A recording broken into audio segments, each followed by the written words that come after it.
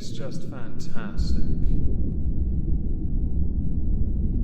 Hello everyone, welcome back to a Megon 2 Electric Boogaloo. Today I'd like to talk about hookup culture and how that has now become negatively impacted by Roe v. Wade in America. Myself and Trups LP on the Moist Ski Live YouTube channel do a weekly political recap.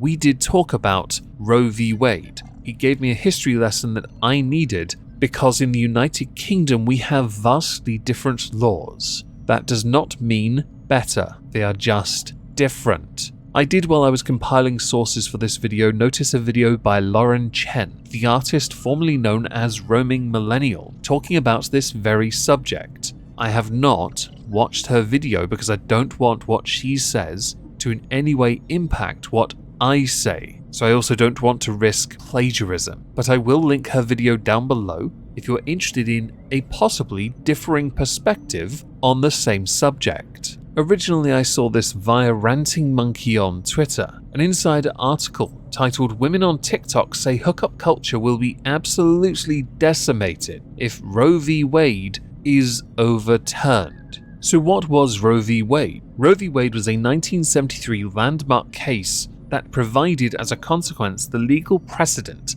that makes abortions legal in the United States of America. A recent leaked draft opinion that was published by Politico indicated that the Supreme Court is planning to overturn the case. Not long after, it was confirmed by the Supreme Court that that was the case, and that they would also be conducting an internal investigation to find out where the leak came from. This ruling has not actually been overturned just yet, but many believe that Roe v. Wade being overturned could have broad ramifications in America for people that seek abortions and for those that promote access to the service. Some have started protesting, understandably so if they differ in opinion. Others have gone to and plan to go to the Supreme Court justices' homes to protest. This is very dangerous territory to tread, but you are allowed to protest, although I have been reliably informed it might be a little illegal at a Supreme Court justice's home. I'm not entirely sure about that, I'm English, so please do let me know in the comments if there's any truth to that.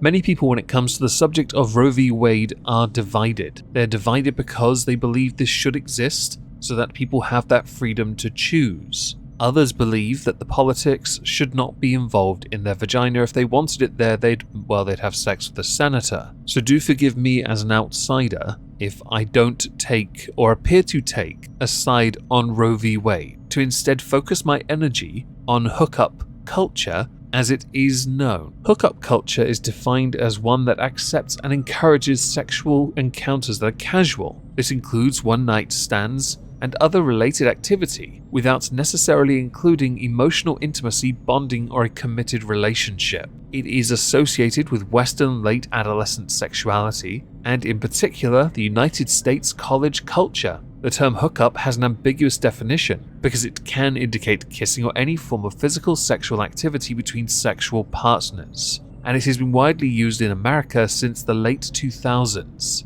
It has also been called non-relationship sex or sex without dating, which sounds very English, so it must have been ours. So how have people responded to the Roe v. Wade overturning, and obviously by extension the hookup culture issues that will now arise because of it? On the screen now is a very short 6-second video. Apparently, in case you're a man who doesn't care about Roe v. Wade, just know that if abortion gets banned, hookup culture will be absolutely decimated. What woman would have mediocre sex with a drunk rando if he could potentially father their child? Now this raises a number of questions. What is the point of having hookups if all you're getting out of it is mediocre sex? Are you that desperate to pass the time? Might I recommend a chocolate bar? I'm not now trying to seem like a good Christian type, but using the words mediocre and sex aren't exactly going to shine a glittering, gleaming, beautiful light, energy efficient of course, on hookup culture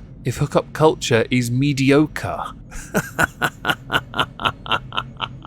To the next one. To all men who don't care about the Roe v. Wade legislation, just know that if Roe v. Wade is overturned, heterosexual hookup culture will disintegrate. Why would we risk letting someone who runs on Hot Pockets and Juul pods father our children. Quick question, why would you hook up with them as well? Have you not heard of Hot Pockets and Jewel Pods?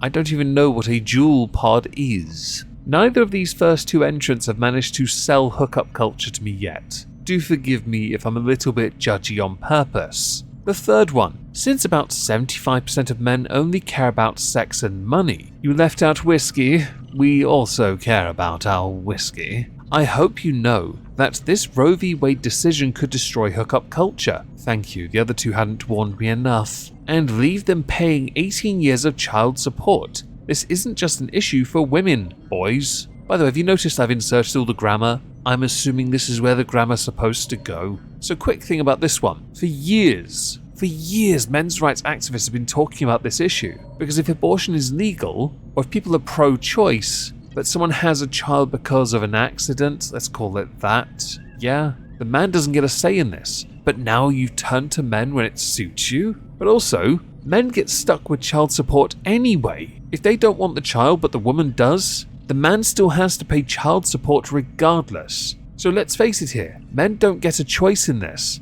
Now in the first person's video where they specified mediocre sex, the video's caption said that this was directly addressing all the pro-life men who love Plan B. Plan B is a pill that decreases one's chance of pregnancy after having unprotected sex. I know this because others had commented under the Roe v. Wade hashtag, and I saw it on Twitter a lot. I actually had to look it up though because understandably, being me and not involved in any of this nonsense, I don't know what any of this is. I'm a bloke, remember? I just turn up and do my thing and walk away. And by that I mean drink whiskey. It's all I ever do. Others had said that they shall be entering a celibacy era, like a good nun. Some suggesting that they are deleting all dating apps as they speak. And others, I already told my sneaky link, no more meetups because of fears of pregnancy. Are they mediocre too? Another though wrote something a bit scaremongery. I'm going to read it as it was written, but I will admit this one is a bit dark. I'm scared that sexual assault numbers are going to rise because we know how well no can be tolerated. And another, pregnancy rates are going to drop while death rates are going to rise. This hasn't even happened yet, and you are already jumping to the worst possible conclusion. The worst one, it hasn't even happened yet. How gauche.